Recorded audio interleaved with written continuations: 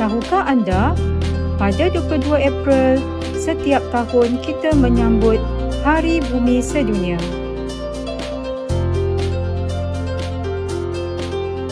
Malangnya, kadar pencemaran yang berlaku di bumi kita semakin hari semakin meningkat.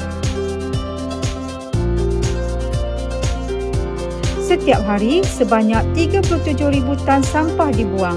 Ini bermakna sebanyak 13.5 juta tan sampah terhasil setiap tahun.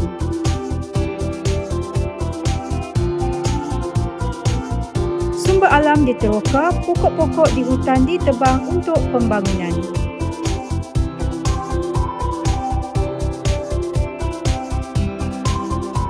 Bagaimanakah caranya untuk kita mengatasi masalah ini?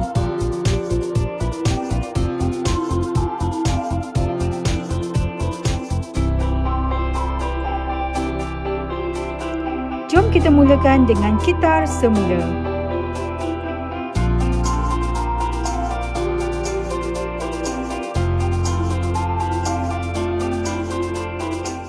Hai semua.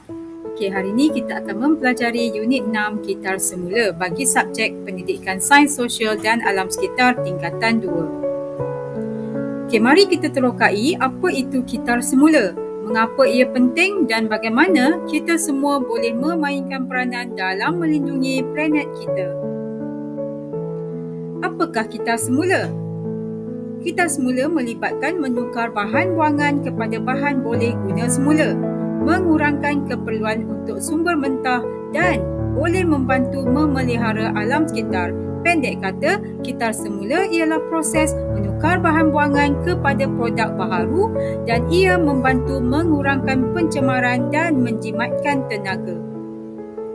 Jadi, mengapa kitar semula penting? Pertama, ia dapat mengurangkan sisa pelupusan sampah. Yang kedua, menjimatkan tenaga dan air. Dan ketiga, melindungi sistem dan hidupan liar. Kitar semula adalah penting kerana ia meminimumkan jumlah sampah yang berakhir di tapak pelupusan sampah, mengurangkan penggunaan tenaga dan membantu melindungi alam sekitar kita. Jadi, mari kita lihat apakah bahan-bahan kitar semula yang biasa kita gunakan. Pertama, kertas dan kadbod. Kedua, botol kaca dan balang. Ketiga, bekas plastik. Dan keempat, tin logam atau aluminium dan keluli. Banyak barang yang kita gunakan setiap hari boleh kita kitar semula, termasuk kertas, plastik, kaca dan logam. Mengasingkan item ini mengikut susunan yang betul adalah kunci kepada kitar semula yang berkesan. Bagaimana memulakan kitar semula di rumah? Pertama, kita boleh menyediakan tong berlabel. Kedua, bersihkan barang sebelum kitar semula. Ketiga, kurangkan produk sekali pakai. Dan keempat, mendidik ahli keluarga. Kitar semula bermula di rumah. Gunakan tong berlabel, bilas barangan kitar semula dan ajar semua orang dalam isi rumah kita tentang amalan kitar semula yang betul. Kitar semula di sekolah dan di tempat kerja. Di sekolah dan tempat kerja boleh menyumbang dengan mempromosikan budaya kitar semula, meletakkan tong sampah, mengadakan acara atau program kesedaran dan mengurangkan penggunaan kertas. Jadi, apakah faedah untuk kita kitar semula bahan? Kitar semula memberi manfaat kepada masyarakat dalam pelbagai cara. Ia dapat menjimatkan sumber, dapat mengurangkan pelepasan gas-gas berbahaya, malah menyokong penciptaan pekerjaan dalam industri hijau.